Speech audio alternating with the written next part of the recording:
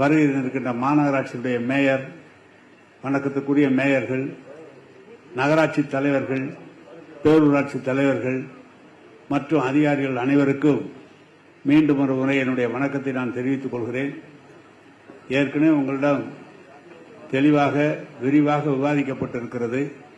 இந்த கூட்டப்படுவதனுடைய நோக்கம் இப்போது சட்டமன்றத்தில் இந்த பட்ஜெட்டில் நமது நகராட்சித்துறையின் சார்பாக என்னென்ன பணிகளுக்கு முன்னுரிமை வழங்கப்பட வேண்டும், மக்களுக்கு தேவையான அடிப்படை வேலைகளை அவர்களுக்கு உடனடியாக செய்து தர வேண்டும் என்று தெரிந்து கொள்வதற்கும், ஏற்கனவே நடைபெற்றிருக்கின்ற பணிகள் எவ்வளவு தூரம் நடைபெற்றிருக்கிறது, தாமதமானால் ஏன் தாமதம், விரைவாக முடிப்பதற்குரிய அனைத்து ஏற்பாடுகளையும் செய்ய வேண்டும் என்று ஆணையர்களுக்கும் தலைவர்களுக்கும் சொல்லிக் கொள்வதற்காகவும், அதே நேரத்தில் என்ன முன்னுரிமை வழங்கப்பட வேண்டும் என்று சொன்னால், நம்முடைய இந்த ஆண்டு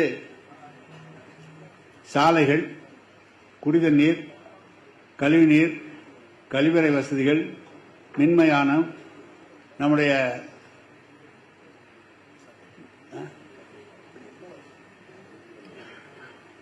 மார்க்கெட் மற்றும் நம்முடைய இன்டெலெக்சுவல்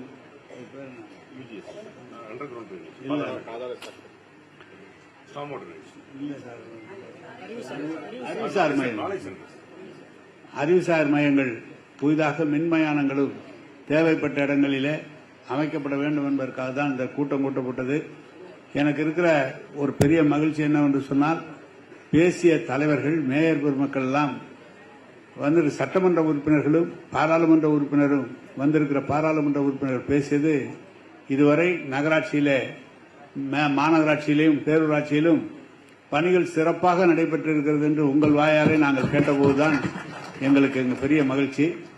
அதிகாரிகள் வந்திருக்கிறீர்கள்.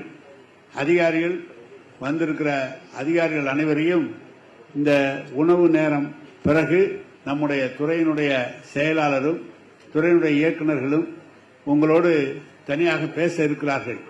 எந்தெந்த பணி ஏன் தாமதமானது, உடனடியாக எடுக்க வேண்டும், இப்போது தலைவர்கள் என்னென்ன கேட்டிருக்கிறார்கள், அந்த பகுதியில் அந்த பணியை எப்படி முடிக்க வேண்டும் என்பதற்காக தான் மாலை 3 மணிக்கு அதிகாரிகளை மட்டும் வைத்து நம்முடைய செயலாளர்கள் பேச இருக்கிறார்கள்.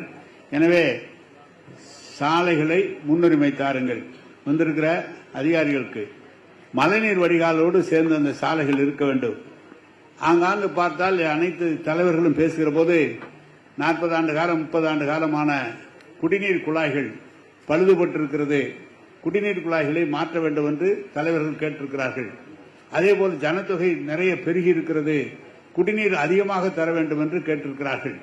அதேபோல நமது மயான சாலைகள் பல இடங்களிலே குறுகலாக இருக்கிறது, எடுத்து செல்ல முடியவில்லை. எனவே சாலைகளை முன்னுரிமை தந்து எடுக்க வேண்டும் என்று சொல்லியிருக்கிறார்கள். எனவே அதையும் முன்னுரிமை தந்து அதிகாரிகள் வருகிற போது அந்தந்த பணியில எடுக்கிற போது தருகிற பணத்திற்கு எதை முன்னுரிமையாக தந்து மக்களுக்கு பயன்பாட்டுக்கு வர வேண்டுமோ அந்த பணியை எடுத்துக்கொள்ள வேண்டும் என்று கேட்டுக்கொள்கிறேன். முதலமைச்சர் அவர்கள் இந்த நகராட்சி துறையில எவ்வளவோ பணிகளை தருவதற்கு நம்முடைய முதலமைச்சர் அவர்கள் நமக்கு நிதி ஒதுக்கி தந்திருக்கிறார்கள். இந்த ஆண்டும் அதுக்கு அதே அளவிற்கு அதுக்கு கொஞ்சம் கூடுதலாக நிதியை தருவதற்கு நம்முடைய முதலமைச்சரிடம் கேட்டிருக்கிறோம். முதலமைச்சர் அவர்களும் தருவார்கள்.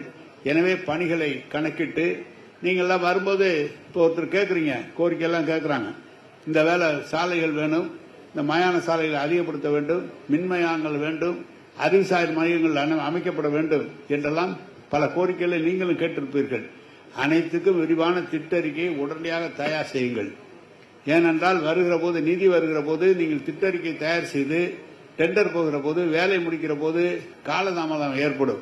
எனவே என்ன தலைவர்கள் கேட்டிருக்கிறார்களோ, அதாவது பார்த்தால் இங்கு கடைகள் கட்டப்பட வேண்டும் என்று கேட்டிருக்கிறார்கள், சமூக நல கூடங்கள் வேண்டும் என்று கேட்டிருக்கிறார்கள்.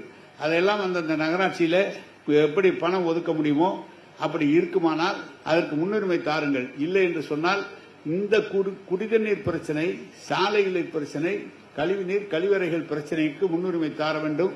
அப்படி அறிவுசார் மையங்களை நாங்கள் ஓரளவுக்கு தருகிறோம். இப்போது வீடு கட்டுகிற திட்டத்தை நகராட்சி துறையில் வேண்டும் என்று கேட்டிருக்கிறார்கள்.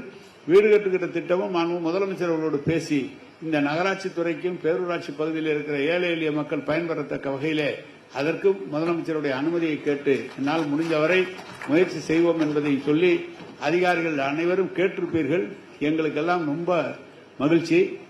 90% அதிகாரிகள் சிறப்பாக, மிகவும் சிறப்பாக இந்த நகராட்சியை கொண்டு சென்றிருக்கிறீர்கள், பேரூராட்சியை கொண்டு சென்றிருக்கிறீர்கள். ஆணையர் பெருமக்கள்லாம் அனைத்து IAS அலுவலர்களும் இங்கு வந்திருக்கிறார்கள், மிக சிறப்பாக செய்திருக்கிறார்கள்.